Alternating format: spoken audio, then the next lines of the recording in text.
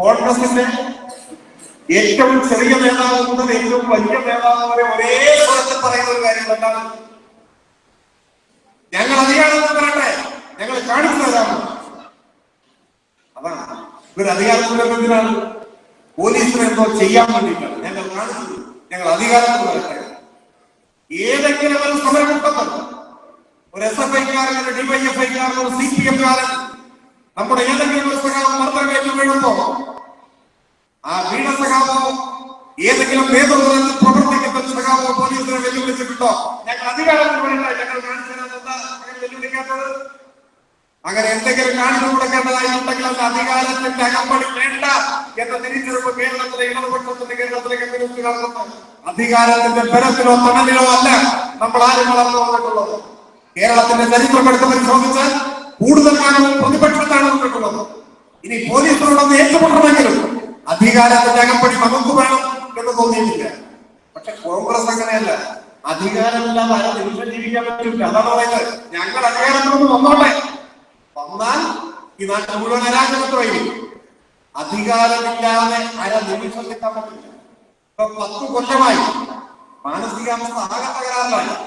അപ്പോ രാജ്യത്തിന്റെ ഭാവിയെ കുറിച്ച് ഉൾക്കൊള്ളപ്പെടാതെ മതരാഷ്ട്രമാകാൻ വെട്ടിനിൽക്കുന്ന ഒരു രാഷ്ട്രത്തെ മതനിരപേക്ഷ മൂല്യങ്ങളെ സംരക്ഷിക്കുന്നതിനുള്ള വിശാല ലക്ഷ്യത്തോടു കൂടിയ മുന്നണി രൂപീകരിച്ച് അതിന്റെ ഭാഗമായിട്ടുള്ള ഉത്തരവാദിത്വം ഏറ്റെടുക്കാതെ മറിച്ച് ഒരു സംസ്ഥാനത്ത് നഷ്ടപ്പെട്ടു പോയ അധികാരം, ഒരു പഞ്ചായത്തിൽ പോയ അധികാരം എങ്ങനെയെങ്കിലും പിടിച്ചെടുക്കാൻ ദീർഘകാലാടിസ്ഥാനത്തിൽ നാടിന് ക്ഷതമുണ്ടാകുന്ന പ്രവൃത്തി പോലും ചെയ്യുക, എല്ലാ തരം വർഗീയവാദികളുമായി ഒരുമിക്കുക, കൈകോർക്കുക, അധാർമികതയെ കൊടിയടയാളമായി സ്വീകരിക്കുക.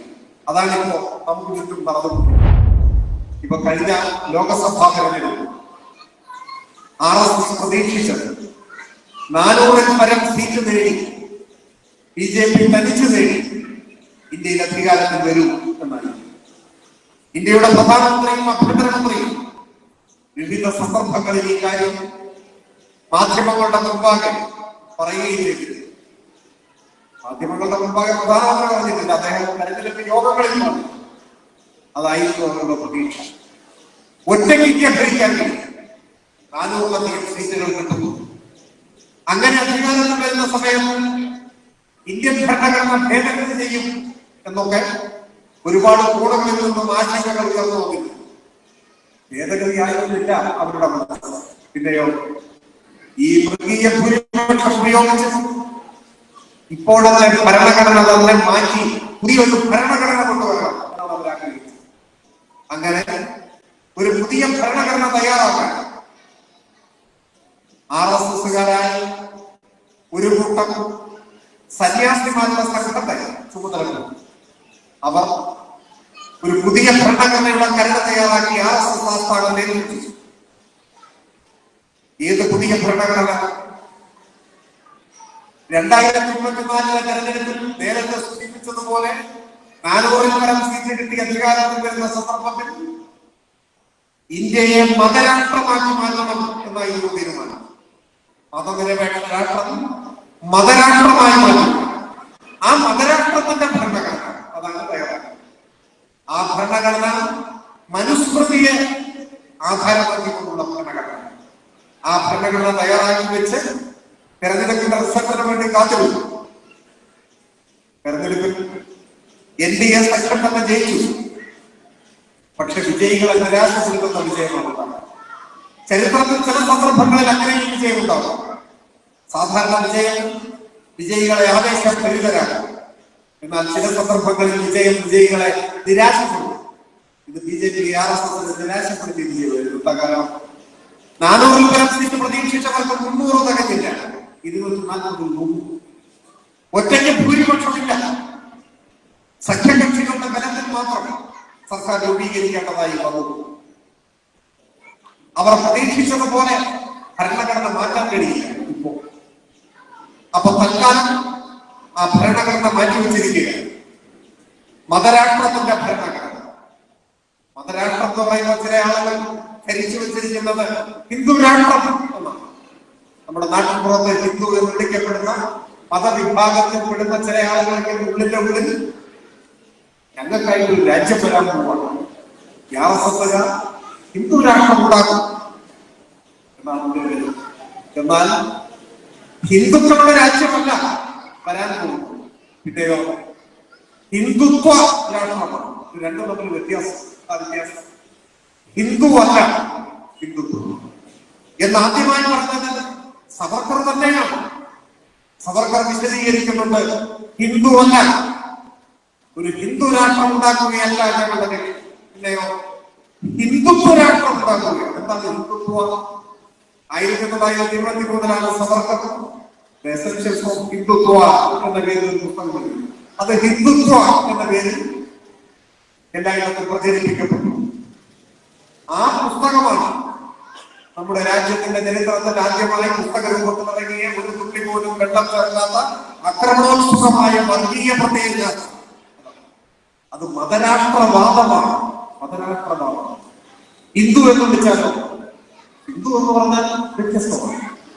സിന്ധു നദീതട നിവാസികളായ ഒരു വലിയ ജനതയെ പേർഷ്യക്കാർ വിളിച്ചതാണ് ശരിക്കും സിന്ധുക്കൾ എന്നാണ്. ശരിയാണെന്ന് ഉച്ചരിക്കാൻ കഴിയാത്തതുകൊണ്ട് ഹിന്ദുക്കൾ എന്നായി പോയത്. അപ്പൊ സിന്ധു നദീതട നിവാസികളായ ഒരു വലിയ വിഭാഗം ജനതയെ വിളിച്ച പേരാണ് ഹിന്ദു. അതിന് ഒരുപാട് ആയിരം വർഷങ്ങളുടെ പഴക്കമൊന്നുമില്ല. അതുകൊണ്ടാണ് ഒരു പുരാണ ഇതിഹാസത്തിലും നിങ്ങൾക്ക് ഹിന്ദു എന്ന വാക്ക് കാണാൻ പറ്റും. അപ്പൊ നിങ്ങൾ രാമായണത്തിൽ ഹിന്ദു എന്ന് കണ്ടിട്ടുണ്ട്? ഒരു വാക്കില്ല. എന്താണ് രാമായണത്തിൽ ഹിന്ദു ഇല്ലാത്തത്? അല്ലെങ്കിൽ മഹാഭാരതത്തിൽ ഹിന്ദു എന്ന വാക്കില്ലാത്തത് കൊണ്ടാണ്. അത് രചിക്കപ്പെട്ട കാലത്ത് ഇങ്ങനെ ഒരു വാക്കുണ്ടായിട്ടില്ല. അതുകൊണ്ടാണ് രാമായണവും മഹാഭാരതവും ഉൾപ്പെടെയുള്ള കൃതികൾ രചിക്കപ്പെട്ട കാലഘട്ടത്തിൽ ഹിന്ദു എന്ന വാക്കില്ല. അതിനൊക്കെ ശേഷമാണ് അങ്ങനെയാണ് ഹിന്ദു. എന്നാൽ കാലം പോകെ പോകെ പോകെ ഹിന്ദു എന്നത് ഒരു മതവിഭാഗമായി തന്നെ രൂപപ്പെട്ടു. അതും സത്യമാണ്. ഇപ്പോ ഇന്ത്യയിൽ ഹിന്ദു എന്ന് പറഞ്ഞാൽ അതിനൊരു മതത്തിന്റെ സ്വഭാവ ഘടനകളാണ് ഏറെക്കുറെ ഉള്ളത്. അപ്പൊ ഒരു മതവിഭാഗം എന്ന് പറയും. അതിൽ ഗണ്യമായ ഇന്ത്യയിലെ ജനവിഭാഗത്തിന്റെ ഭാഗമായിട്ടാണ് വിലയിരുത്തപ്പെടുന്നത്. അവർക്കെല്ലാം കൂടി ഒരു രാജ്യമല്ല RSS വിഭാവനം ചെയ്തു, സവർക്കർ വിഭാവനം ചെയ്തു. അവിടെയാണ് ഹിന്ദുത്വ വ്യത്യസ്തമാണ്. ഹിന്ദുത്വ എന്ന് പറഞ്ഞാൽ ആക്രമണോത്സുകമായ മതരാഷ്ട്രവാദമാണ്. ആ മതരാഷ്ട്രം അടിസ്ഥാനമാക്കിയിട്ടുള്ളത് മനുസ്മൃതിയെ. മനുസ്മൃതിയുടെ പ്രത്യേകത എന്താണ്? മനുസ്മൃതി ഉയർത്തിപ്പിടിക്കുന്നത് ചാതുർവർണ്ണ്യമാണ്, വർണ്ണവ്യവസ്ഥയാണ്. ചാതുർവർണ്ണ്യം എന്ന് പറഞ്ഞാൽ എന്താണ്? ബ്രാഹ്മണൻ, ക്ഷത്രിയൻ, വൈശ്യൻ, ശൂദ്രൻ, എല്ലാം അറിയാവുന്ന കാര്യമാണ് ചാതുർവർണ്ണ്യം. 4 വർണ്ണങ്ങൾ. സങ്കല്പം ബ്രഹ്മാവിന്റെ ശിരസിൽ നിന്നും ബ്രാഹ്മണൻ ജനിച്ചു, ബാഹുക്കളിൽ നിന്ന്, കൈകളിൽ നിന്ന് ക്ഷത്രിയൻ, തുടയിൽ നിന്ന് വൈശ്യൻ, കാൽപാദങ്ങളിൽ നിന്ന് ശൂദ്രൻ. ഇങ്ങനെയാണ് 4 വർണ്ണ വ്യവസ്ഥ ഉണ്ടാക്കിയത്. അപ്പൊ സ്വാഭാവികമായും ഉയർന്നു വരുന്ന ചോദ്യം, ബ്രാഹ്മണൻ എന്ന് പറഞ്ഞാൽ നമുക്കറിയാം നമ്മുടെ നാട്ടിൽ ആ വിഭാഗത്തിൽ കിടന്ന കുറയ്ക്കുകയാണ്, ഒരുപാടില്ല, കുറയ്ക്കും. ക്ഷത്രിയൻ അത് നമ്മുടെ നാട്ടിൽ വളരെ ന്യൂനപക്ഷമാണ്, അധികം പേരില്ല. ക്ഷത്രിയ വിഭാഗം കേരളത്തിലെ കാര്യമല്ല.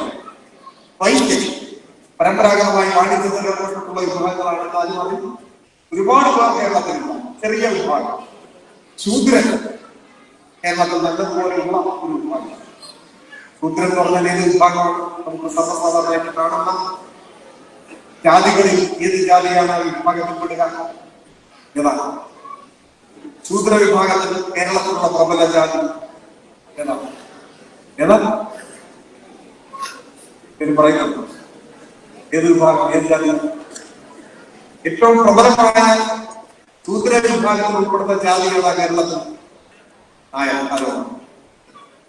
ശരി, ഞാൻ പറഞ്ഞോണ്ട് അതൊന്നും ചോദിക്കാനല്ല. ഈ വിഭാഗങ്ങളെ മാത്രമേ ചാതുർവർണ്ണ വ്യവസ്ഥ ഉൾക്കൊള്ളുന്നു, മനുസ്മൃതി ഉൾക്കൊള്ളുന്നു.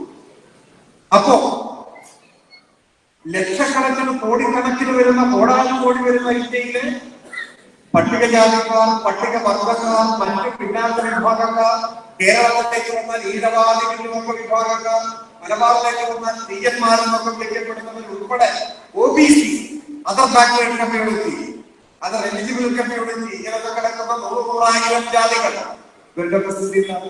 ഇവർ ഏത് വർമ്മത്തിൽ തുടങ്ങും, ഏത് വിഭാഗത്തിൽ തുടങ്ങും? മനുസ്മൃതിയുടെ കത്തിൽ അവരൊന്നുമില്ല. അവരൊന്നും മനുഷ്യരെയല്ല. അതാണ് പട്ടികജാതി പട്ടികവർഗ ഇടപാതി പിന്നോക്ക വിഭാഗങ്ങളിൽപ്പെട്ട OBC-കാരുകളൊന്നും മനുഷ്യരെയല്ല. പകരം ബ്രാഹ്മണനും ക്ഷത്രിയനും വൈശ്യനും ശൂദ്രനും മാത്രമാണ്. അതിൽ ചില നായന്മാരും എന്തോ അപ്പോൾ രക്ഷപ്പെട്ടു. ഞങ്ങൾ സവർണ വിഭാഗത്തിൽപ്പെട്ടവരാണെന്ന് കരുതുന്നവരുണ്ടാവും. ശൂദ്രനെ തന്നെ വർണ്ണവ്യവസ്ഥയിൽ ഉൾപ്പെടുത്തിയിരിക്കുന്നത് ബ്രാഹ്മണന്റെ സേവകനായി അവന്റെ അടിമവേല ചെയ്യാൻ വേണ്ടിയിട്ടാണ്. അവന് വേണ്ട സൗകര്യങ്ങളൊക്കെ ചെയ്തു കൊടുത്ത് അവനെ സേവിക്കാനാണ്. പക്ഷെ അതിന് താഴേക്കുള്ള ജാതി വിഭാഗങ്ങളെയൊന്നും മനുഷ്യരായ പരിഗണിക്കുന്നില്ല. അതാണ് ചാതുർവർണ്ണത്തിന്റെ പ്രത്യേകത, അതാണ് മനുസ്മൃതിയുടെ പ്രത്യേകത. അതുകൊണ്ടാണ് EV രാമസ്വാമി നായിക്കർ പെരിയോർ തമിഴകത്തെ നവോത്ഥാനത്തിന്റെ അഗ്നി കൊളുത്തിയ മഹാനായ സാമൂഹ്യ പരിഷ്കർത്താവ്.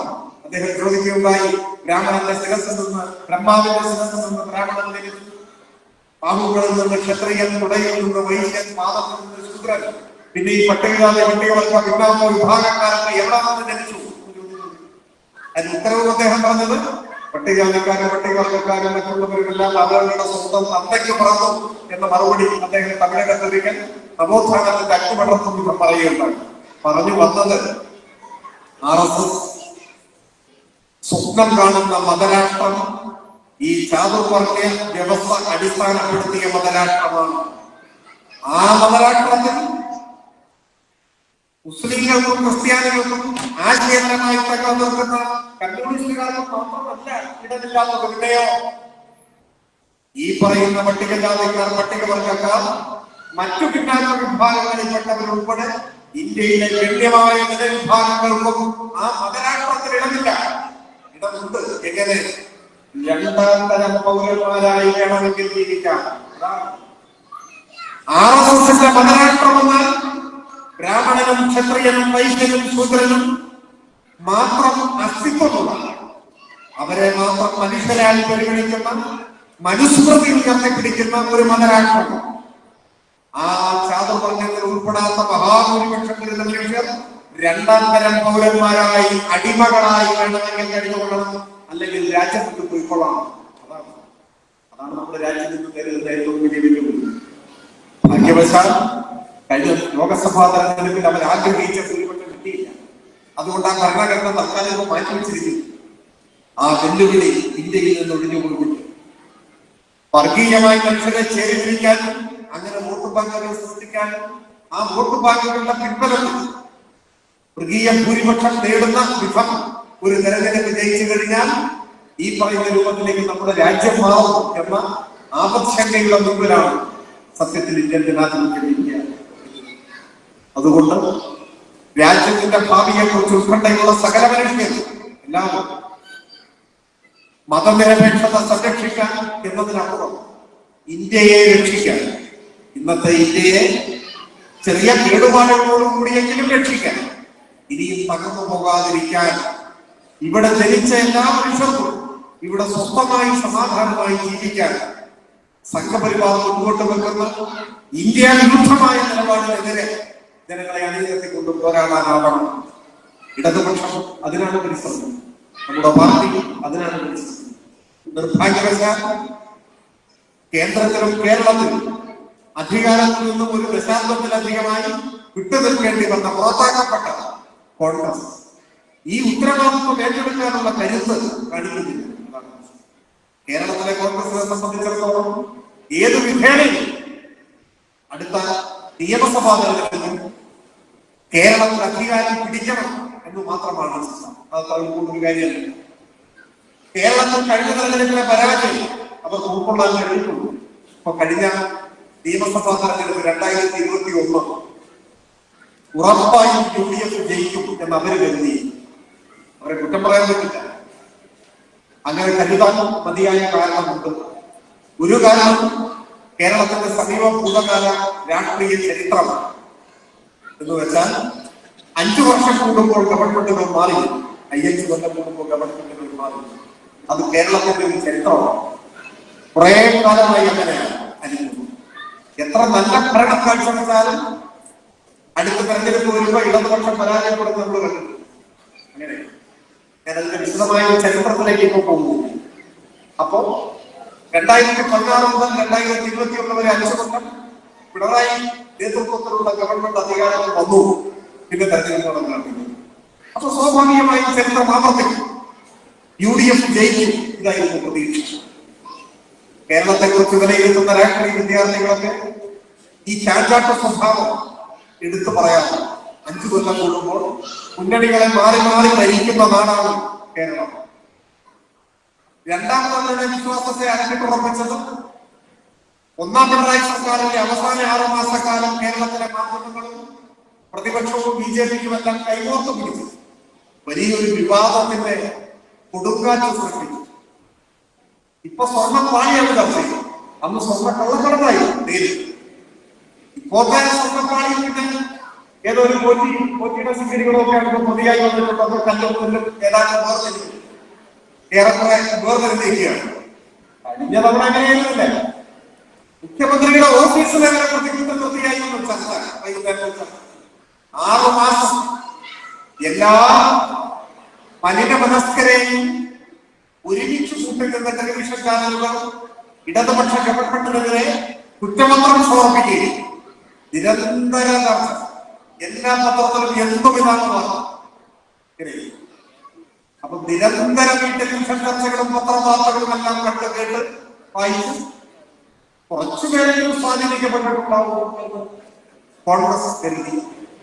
പക്ഷെ വിവരമില്ലാത്ത ആളെങ്കിലും ഇതൊക്കെ സത്യമാണെന്ന് വിശ്വസിക്കില്ലേ എന്നറിയില്ല. വോട്ടിന്റെ കാര്യത്തിൽ വിവരമുള്ളവരുടെ വോട്ടും വിവരമില്ലാത്തവരുടെ വോട്ടും വ്യത്യാസമില്ല. എല്ലാ വോട്ടും ഒരേ തുല്യമാണ്. അപ്പൊ വിവരമില്ലാത്തവരുടെ വോട്ടും കോൺഗ്രസ് വിശ്വാസം അർപ്പിച്ചു.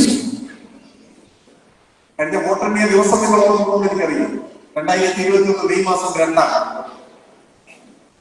അതിന്റെ തലേ ദിവസം മെയ് 1 കേരളത്തിലെ പ്രമുഖ ടെലിവിഷൻ ചാനലിന്റെ ഓൺലൈൻ എഡിഷൻ ഒരു വാർത്ത പ്രത്യക്ഷപ്പെട്ടു. അതിന്റെ തലക്കെട്ട് ഇങ്ങനെയായിരുന്നു: മുഖ്യമന്ത്രി പദത്തെ ചൊല്ലിയുള്ള തർക്കം UDF പരിഹരിച്ചു. അപ്പൊ കൗതുകമുള്ളൊരു തലക്കെട്ടായതുകൊണ്ട് ഞാൻ തുടർന്ന് വാർത്ത ഇങ്ങനെയായിരുന്നു: മുഖ്യമന്ത്രി പദത്തെ ചൊല്ലിയുള്ള തർക്കം രമ്യമായി പരിഹരിച്ചു. ആദ്യത്തെ 2.5 വർഷക്കാലം ഉമ്മൻചാണ്ടി, തുടർന്നുള്ള 2.5 വർഷം രമേശ് ചെന്നിത്തലയും മുഖ്യമന്ത്രിമാരാകാൻ കോൺഗ്രസിൽ ധാരണയായി. വോട്ട് എണ്ണാൻ പോകുന്നു. പക്ഷെ തലേ ദിവസം തീരുമാനമാണ്. അത്ര ഉറച്ചു വിശ്വസിച്ചിരുന്നു കഴിഞ്ഞ തെരഞ്ഞെടുപ്പിൽ UDF ജയിക്കും. എന്നാൽ വോട്ടെണ്ണി കഴിഞ്ഞപ്പോൾ 99 കേരളത്തിൽ ഒരു പുതിയ ചരിത്രം പിറന്നു.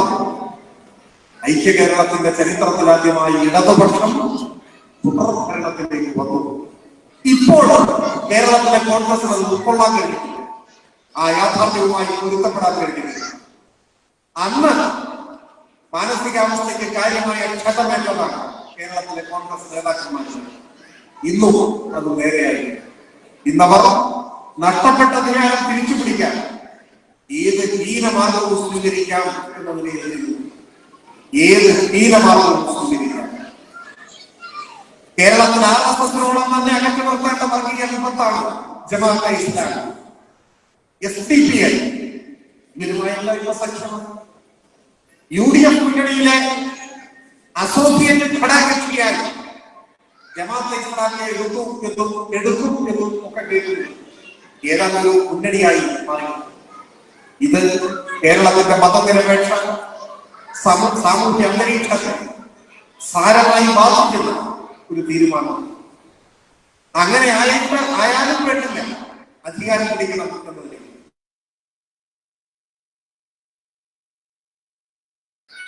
അത് രാജ്യവ്യാപകമായ കോൺഗ്രസ് നേതാക്കന്മാർക്ക് ആ പാതയിലാണ്.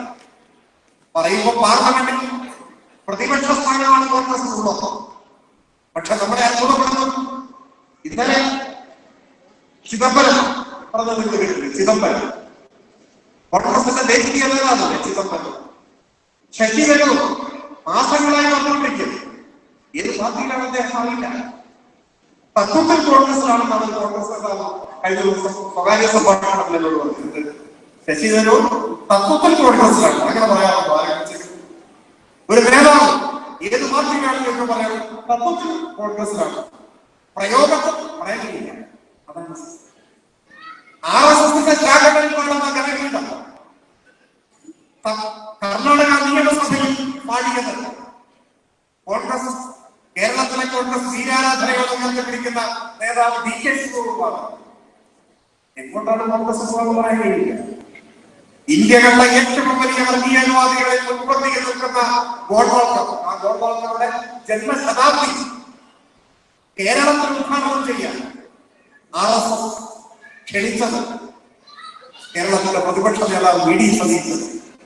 ഇരുനെറ്റിപ്പറ്റിയ ക്ഷണം സ്വീകരിച്ച് ഗോഡ്വാൾക്കറുടെ ചിത്രത്തിന്റെ മുൻപിൽ ശിരസ് കുറിച്ച് തട്ടല്ല വളച്ച് മുട്ടം മടക്കി നിന്ന് നിലവിളക്ക് കൊടുത്താൽ ഒരു വഴി അദ്ദേഹത്തിനുണ്ടായി. നാം കണ്ടോളാം, കേവലം നഷ്ടപ്പെട്ടു പോയ രാഷ്ട്രീയാധികാരം പിടിച്ചുപറ്റാൻ RSSുമായി ജമാഅത്തെ ഇസ്ലാമിയുമായി ഒരേ സമയം നോക്കാൻ പരിഗണിക്കാതിരിക്കുന്നവർ ഇവിടെ അധികാരം മാത്രമൊന്നുമല്ല പ്രശ്നം. ഇത്തരത്തിലുള്ള ഹീനമായ നീക്കങ്ങൾ നമ്മുടെ നാടിന്റെ എല്ലാ ആർജിത നേട്ടങ്ങളെയും നന്മയെയും സമാധാനപരമായ സാമൂഹ്യ അന്തരീക്ഷത്തെയും മതനിരപേക്ഷ ചുറ്റുപാടുകളെയും എല്ലാം തകർക്കും. അതാണ് പ്രശ്നം. അധികാരത്തിന് വേണ്ടി ഇങ്ങനെ ആർത്തിപ്പിച്ച് നടക്കമാണ്. നോക്കൂ, നിങ്ങൾ കഴിഞ്ഞ ദിവസം പേരാമ്പ്രയിൽ പോലീസിനെ ആക്രമിച്ചു, പോലീസിനെ ബോംബെറിഞ്ഞു. സമാധാനത്തിനുള്ള നോബൽ സമ്മാനം നോർവീജിയൻ കമ്മിറ്റി ഇപ്പോ കൊടുത്തത് വെനസ്വേലയിൽ ഇടതുപക്ഷത്തിനെതിരെ അമേരിക്ക പിന്തുണയോടെ കുത്തിത്തിരിപ്പുണ്ടാക്കുന്ന ഒരു വനിതയ്ക്കാണ് കൊടുത്തുപോയി. അല്ലെങ്കിൽ സമാധാനത്തിനുള്ള നോബൽ സമ്മാനം കേരള പോലീസിന് കൊടുക്കേണ്ടി വരും. എന്തുകൊണ്ടാണ് ഇങ്ങനെ ആയിരുന്നോ? പോലീസ് ഇങ്ങനെയായിരുന്നോ കേരളത്തിൽ സമരങ്ങൾ നേരിട്ടിരുന്നത്? ചില ആളുകളെല്ലാം വലിയമായി പറയുന്നു പോലീസ് ലാത്തിചാർജ് നടത്തി, പോലീസ് അടിച്ചു. പിന്നെ വലിയ തർക്ക വിഷയമായി ഇതിനോടകം മാറിയിട്ടുള്ള പരിക്കിനെ കുറിച്ചൊന്നും ഞാനിപ്പോ പറയുന്നില്ല. പൊതുവെ തന്നെ വ്യക്തികളെ അങ്ങനെ പരാമർശിക്കാൻ ഇഷ്ടപ്പെടാത്ത ഒരാളാണ്. പക്ഷേ കേരളത്തിലെ പോലീസ് ഇങ്ങനെ ആയിരുന്നില്ല മുമ്പ് വിദ്യാർത്ഥി വിഭജന സമരങ്ങളെ കൈകാര്യം ചെയ്തിരുന്നത്. ഈ കൂത്തുപറമ്പിൽ 5 ചെറുപ്പക്കാരെ വെടിവെച്ചു കൊന്നത് കേരളത്തിലെ പോലീസായിരുന്നു. അങ്ങനെ ഒരു സംഭവം ഉണ്ടോ? എത്ര നിഷ്ഠൂരമായ മർദ്ദനങ്ങൾ നടന്നു, ഏതെല്ലാം ആയുധ സംവിധാനങ്ങൾ ഉപയോഗിച്ചു. പ്ലാസ്റ്റിക് പല്ലറ്റും ടൈമാർക്കറും ഇലക്ട്രിക് ബാറ്ററും ഗ്രനേഡുമെല്ലാം ഉപയോഗിച്ച ഒരു കാലഘട്ടം. പെട്ടെന്നാണ് ആളുകൾ മറന്നു കളയുന്നു. ഇലക്ട്രിക് ലാത്തി ഇന്ത്യയിലാദ്യമായി ഉപയോഗിച്ചത് കേരളത്തിൽ SFI സമരത്തിന് വേറെയാണ്. ഇന്ത്യയിലാദ്യമായി ഇലക്ട്രിക് ലാത്തി. അതൊക്കെ ഇപ്പോഴും പോലീസിന്റെ കയ്യിലുണ്ട്, തൂക്കി വിറ്റിട്ടില്ല. പക്ഷേ പോലീസിന് നേരെ പറഞ്ഞ് കോൺഗ്രസ് ഗൂഢാസംഘത്തിന്റെ നേരെ പോലും ഇലക്ട്രിക് ലാത്തി ഉപയോഗിച്ചിട്ടില്ല. എന്താ ഉപയോഗിക്കാത്തത്? LDF ഗവൺമെന്റിന്റെ പോലീസ് നയം അതല്ല എന്നതുകൊണ്ടാണ്. അതുകൊണ്ടാണ് കൂത്തുപറമ്പിൽ വെടിവെക്കാൻ ഉപയോഗിച്ച തോക്ക് പൊക്കിയിട്ടിട്ടില്ല. പക്ഷെ പിന്നീട് ആ തോക്ക് LDF ഗവൺമെന്റ് ഭരിക്കുമ്പോ ഒരു പ്രതിഷേധത്തിന്റെ നേരെ പോലീസുകാരെ ചൂണ്ടിയിട്ടില്ല. ചൂണ്ടാത്തത് എന്തൊക്കെ അതിർവരമ്പ് ലംഘിച്ചാലും പ്രതിഷേധങ്ങൾക്കും പ്രക്ഷോഭങ്ങൾക്കും നേരെ വെടിവെക്കരുത് എന്ന LDF സർക്കാരിന്റെ തീരുമാനത്തിന്റെ ഭാഗമായിട്ടാണ്. എത്രയെത്ര ഞാൻ ഓരോരോ സംഭവങ്ങളിലേക്ക് പോകുന്നില്ല. നിഷ്ഠൂരമായ പോലീസ് മർദ്ദനത്തിന്റെ ഭാഗമായി ജീവച്ഛവമായി മാറിയ എത്ര സഖാക്കളുണ്ട് ഈ തലശ്ശേരിയിലുണ്ടാകും. എത്രയെത്ര അനുഭവങ്ങൾ നമുക്ക് നാടാകെ ആദരിക്കുന്ന ബഹുമാന്യരായ മുതിർന്ന നേതാക്കന്മാരെ എത്ര നികൃഷ്ടമായി ആക്രമിച്ചു, തല്ലി തലപൊട്ടിച്ചു, മെല്ലടി ചൊടിച്ചു. കേരളത്തിലെ ആശുപത്രികളും തുറന്നുകളും നല്ലൊരു കാലമുണ്ടായി. അങ്ങനെയുള്ള അനുഭവങ്ങളിലൂടെയാണ് കേരളീയ സമൂഹം കടന്നു വന്നത്. എന്നാൽ ഇപ്പോ അതുമാതിരി ഒന്നും കേരളത്തിൽ കാണാൻ പറ്റില്ല. അസാധാരണമായ ക്ഷമയാണ് പോലീസ് കാണിക്കുന്നത്. നാളെ പറഞ്ഞപ്പോഴും രാത്രി ചാർജല്ല, പോലീസിനെ നിരന്തരം ആക്രമിച്ച ആരെയും പോലീസ് രാത്രി കൊണ്ടൊന്നും തോണ്ടി പോകും. അത്രയൊക്കെ ഞാൻ ഇവിടെ പറയാൻ വന്നതാവുന്നതല്ല. പറയാൻ വന്നത് ഇത് കഴിഞ്ഞപ്പോഴേക്ക് കോൺഗ്രസിന്റെ ഏറ്റവും ചെറിയ നേതാവ് മുതൽ ഏറ്റവും വലിയ നേതാവ് വരെ ഒരേ സ്വരത്തിൽ പറയുന്ന ഒരു കാര്യം എന്താണ്? ഞങ്ങൾ അധികാരത്തിൽ വരട്ടെ, ഞങ്ങൾ കാണിച്ചു തരാമോ? അതാണ് ഇവർ അധികാരത്തിൽ വരുന്നതിനാണ്. പോലീസിന് എന്തോ ചെയ്യാൻ വേണ്ടിയിട്ടാണ്. ഞങ്ങൾ കാണിച്ചു, ഞങ്ങൾ അധികാരത്തിൽ വരട്ടെ. ഏതെങ്കിലും ഒരു സമരമുണ്ടെന്ന് ഒരു SFI-ക്കാരൻ, ഒരു DYFI-ക്കാരൻ, ഒരു CPM-കാരൻ നമ്മുടെ ഏതെങ്കിലും ഒരു സഖാവ് മർദ്ദനമേറ്റ് വീഴുമ്പോ ആ വീണ സഖാവോ ഏതെങ്കിലും നേതൃത്വത്തിൽ പ്രവർത്തിക്കുന്ന സഖാവോ പോലീസിനെ വെല്ലുവിളിച്ചിട്ടുണ്ടോ? ഞങ്ങൾ അധികാരത്തിൽ വരട്ടെ, ഞങ്ങൾ കാണിച്ചു തരാമെന്ന് അങ്ങനെ വെല്ലുവിളിക്കാത്തത്? അങ്ങനെ എന്തെങ്കിലും കാണിച്ചു കൊടുക്കേണ്ടതായിട്ടുണ്ടെങ്കിൽ അത് അധികാരത്തിന്റെ അകമ്പടി വേണ്ട എന്ന തിരിച്ചറിവ് കേരളത്തിലെ ഇടതുപക്ഷത്തിന്റെ, കേരളത്തിലെ കമ്മ്യൂണിസ്റ്റുകാർക്കുണ്ട്. അധികാരത്തിന്റെ ബലത്തിലോ തണലിലോ അല്ല നമ്മൾ ആരും വളർന്നു വന്നിട്ടുള്ളത്. കേരളത്തിന്റെ ചരിത്രം എടുത്ത് പരിശോധിച്ചാൽ കൂടുതൽ കാലവും പ്രതിപക്ഷത്താണ് വന്നിട്ടുള്ളത്. ഇനി പോലീസിനോടൊന്ന് ഏറ്റുമുട്ടണമെങ്കിലും അധികാരത്തിന്റെ അകമ്പടി നമുക്ക് വേണം എന്ന് തോന്നിയിട്ടില്ല. പക്ഷെ കോൺഗ്രസ് അങ്ങനെയല്ല. അധികാരമില്ലാതെ അര നിമിഷം ജീവിക്കാൻ പറ്റില്ല. അതാണ് പറയുന്നത്, ഞങ്ങൾ അധികാരത്തിലൊന്നും വന്നോട്ടെ, വന്നാൽ ഈ നാട്ടിൽ മുഴുവൻ അരാജകത്വമായിരിക്കും. അധികാരമില്ലാതെ അര നിമിഷം നിൽക്കാൻ പറ്റില്ല. ഇപ്പൊ 10 കൊല്ലമായി മാനസികാവസ്ഥ ആകെ തകരാറിലായി.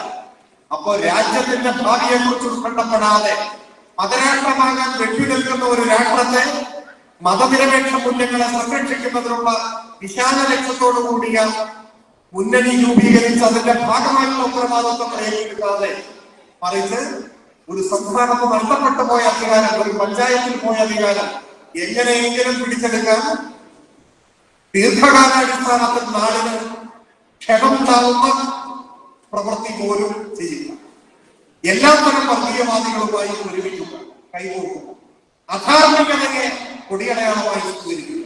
അതാണിപ്പോ നമുക്ക് ചുറ്റും നടന്നുകൊണ്ടിരിക്കുന്നത്. ഞാൻ കൂടുതൽ ദീർഘിപ്പിക്കുന്നില്ല. എല്ലാ വിഭാഗം ആളുകളെയും നമ്മുടെ രാജ്യത്തിന്റെ പൊതു താല്പര്യത്തെ മുൻനിർത്തി ഇന്ത്യ ജനാധിപത്യ രാജ്യമായി നിലനിൽക്കാൻ, ഇന്ത്യ മതനിരപേക്ഷ രാഷ്ട്രമായി നിലനിൽക്കാൻ, മതരാഷ്ട്ര സ്വപ്നവുമായി നടക്കുന്നവരെ നമ്മുടെ നാട്ടിലെ മഹാഭൂരിപക്ഷം വരുന്ന മനുഷ്യർക്കും അന്തസ്സോടെ ജീവിക്കാൻ കഴിയാത്ത ഒരു നാടാണ് ഈ മതരാഷ്ട്രം എന്ന യാഥാർത്ഥ്യത്തെ മുൻനിർത്തി ഇത്തരത്തിൽ വിപൽക്കരമായ കാഴ്ചപ്പാടുകളെ പ്രതിരോധിക്കാനുള്ള ധീരമായ മുന്നേറ്റത്തിന്